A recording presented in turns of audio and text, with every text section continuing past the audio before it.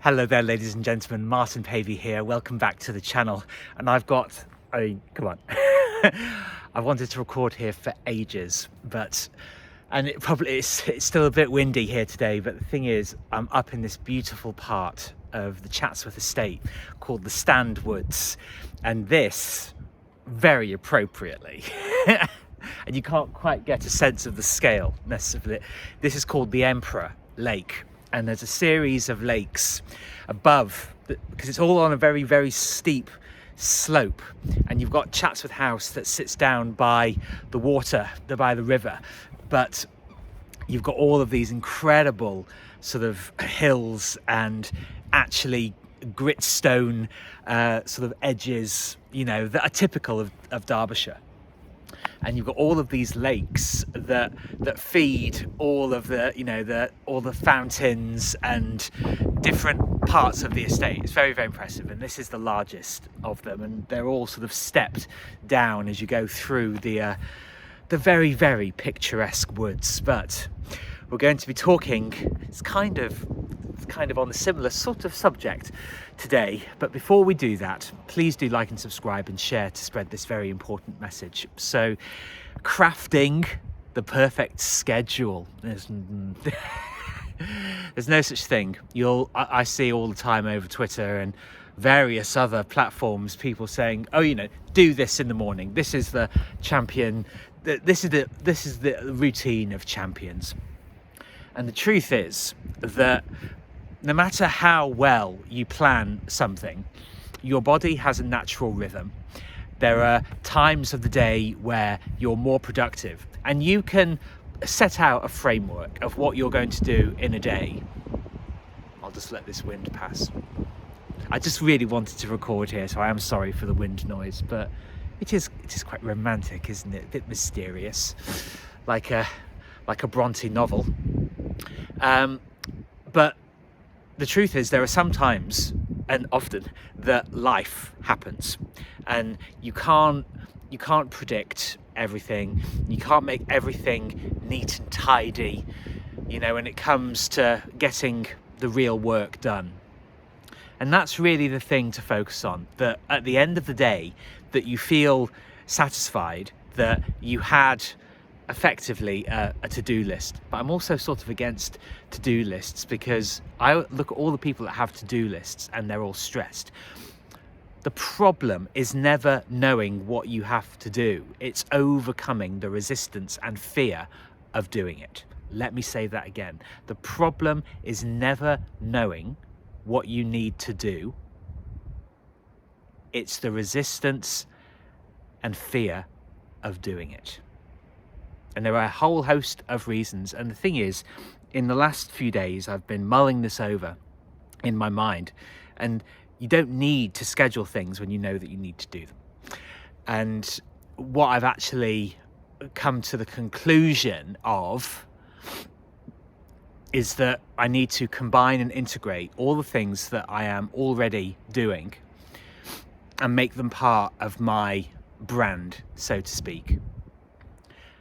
Because there are things that I've wanted to do for a really, really long time, and however many people there are on Twitter, let's say it's hundreds of millions, the people that I want to help and who need my help, who appreciate my style of delivery, my voice, my approach, not everybody will like it, but a lot of people will.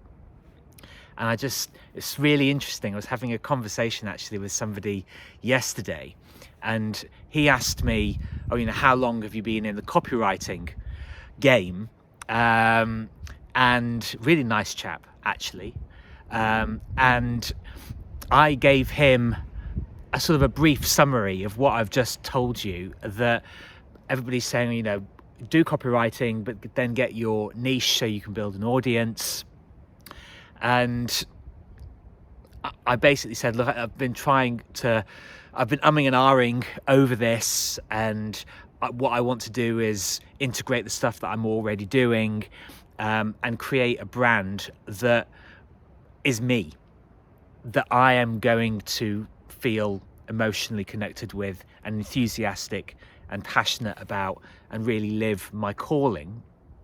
And so this morning he'd messaged me And I sort of made a joke because it was sort of a brief history of what I'm going through at the moment, sort of work-wise and creativity-wise. And at the end of it, I made a sort of jokey end saying, does that sufficiently answer your question? With a, you know, a laughy face. And he said, yes, that does answer my question, Martin. Send me the link to your YouTube channel. And whether it was him being nice or not, I took that as a definitive sign that, yeah, that's the right thing to do. And this is the next stage. And the thing is, when you're planning out a schedule, when you're doing that, you're thinking within your current paradigm, and you're thinking about all the things that you think are important that you need to do, and that has to be on the schedule, and I have to eat at this time, and have to, you know, all this stuff. You cannot box yourself in and restrict the flexibility that comes with having a framework and knowing what it is that you need to do on a daily basis, but leave room for flexibility. There is, and it's the same with diets. It's the same with how many people that you need to contact on a daily basis. It's the same with how many emails that you need to send. It will be different for absolutely everybody. It will. And so don't get lost in the planning stage and forget the doing stage.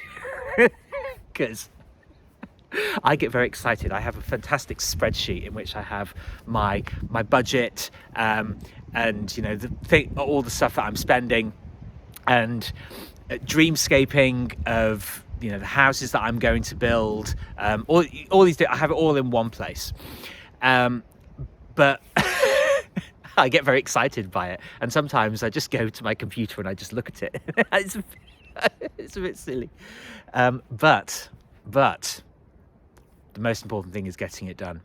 And I wanted to, hello ducky down there, I wanted to record from this place today, and so in order to do that, my walk today, because you know, you go onto the schedule on your spreadsheet, or however it is that you plot your day, your calendar, and I'm allowing myself an hour and a half for a walk. And well, like, sometimes I'll done a heavier workout at the gym, so I won't need to do as long a walk. But like today, I actually did a really fantastic back and shoulders routine.